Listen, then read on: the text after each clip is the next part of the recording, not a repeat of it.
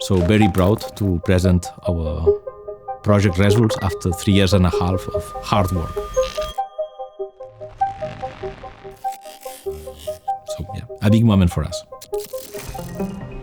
We are in GTK headquarters here in Espoo, and tomorrow we will be in Metso offices, also here in Espoo, in Finland.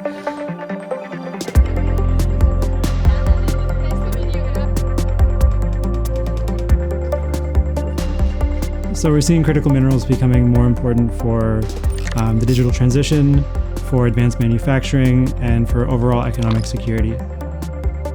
Digital product passports will play a big role for critical raw materials because it will be the entry point of information about the critical raw materials used in the product, for example, batteries. Maditrace recognizes that trust in critical raw material supply chains cannot rely on a single layer alone. The material fingerprinting allows to find the origin of commodity. Traceability is an important tool to help address some of the sources of instability that we see in critical mineral supply chains. If we know more about our producers, the mines, and their actions in terms of sustainability, then we can make better and more informed choices. And this will contribute then to a more sustainable future and a more sustainable economy. So Maditrace builds trust by creating a hybrid traceability architecture that combines digital traceability, physical material authentication, and certification or governance mechanisms. The best way to trace a commodity is to use a multi-technical approach. For example, isotope, geochemical, crystallography, and the addition of other techniques allow to distinguish various deposits along the value chain.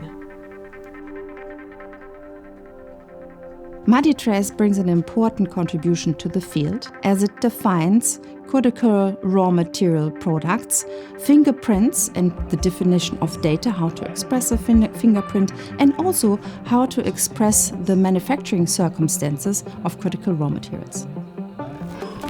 What we saw through our research is that the supply chains are quite varied and complex, and there's also not enough data on sustainability indicators for all of the projects and all of the mining sites. It makes everything more transparent and accountable, which is also what we want. Maditrace, we bring certain solutions, certain case studies, certain pilot things, but we need more. We need to continue on that. And this is where Maditrace, I think, is a great example of an innovative approach that is testing new ways of solving this puzzle and then putting them into practice. I'm very proud of the work that we did collectively as Maditrace project. We proved that it can work. It is the end of Maditrace project now, but it is just the beginning.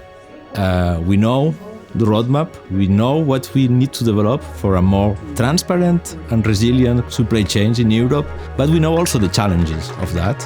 It is not easy at all, and we trust that it is the good direction.